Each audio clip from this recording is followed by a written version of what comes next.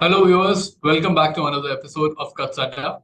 Today, we have for you Blake Herzinger, Research Fellow in the Foreign Policy and Defense Program at the United States Studies Center in Sydney. Thank you for doing this, Blake. And let's jump right into the subject of this snippet. Security and defense is being prioritized between India and Australia.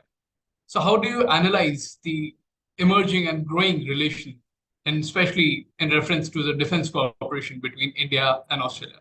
Over to you, Blake. Thanks to you and to Cuts for having me. It's absolutely true that defense is of increasing importance within the Australia-India relationship.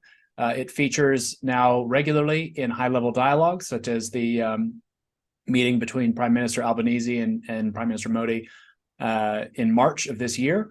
Defense was named as one of those high priority areas for continued engagement.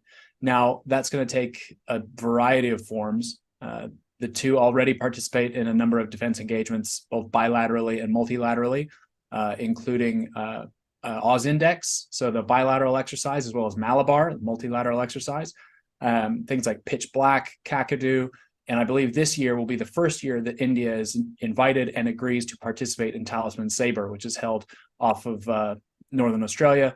Involves amphibious exercises. So we can see a defense engagement kind of environment that's increasing in its depth, its complexity, which is encouraging. And we also see cooperation in technology development, R&D. And I think there's scope for the future to continue exploring areas where kind of commonality of platforms create synergies for using and building the same tools together, such as both states using the same anti-submarine warfare aircraft, the P-8, which creates space for using and building and using the same type of sonobuoys and other types of expendables required for that aircraft. That was very informative. Thank you, Blake. Going forward, how do you see Australia-India cooperation in reference to especially the Indo-Pacific and changing modern warfare? Over to you. Both countries geographically are keenly interested in the eastern reaches of the Indian Ocean, talking about the choke points that allow access into the Indian Ocean. Both countries agree that that is somewhere where they need to cooperate, which creates ground for looking at improved and new types of sensing capabilities, communications architectures, and these are the kind of areas where I think we'll continue to see cooperation. And those are also ideas that have been surfaced for action within the Quad, where both are obviously members as well.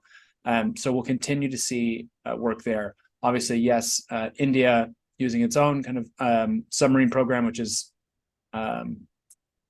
changing and converting into a domestically produced program. Australia now seeking to acquire first Virginia-class nuclear-propelled submarines from the United States, and then building the AUKUS class later in the next 15 years. So both are sort of in a period of change for those submarine programs, and they certainly will continue to cooperate and need to cooperate as they're operating in the same area, deconflicting operations, and working against shared threats as well. Thank you. That was informative, and that was short, crisp, and relevant. It's nice to see that this relationship is going beyond Curry's cricket and into defense cooperation. Thank you, viewers. Stay tuned for more such videos only on Katsata.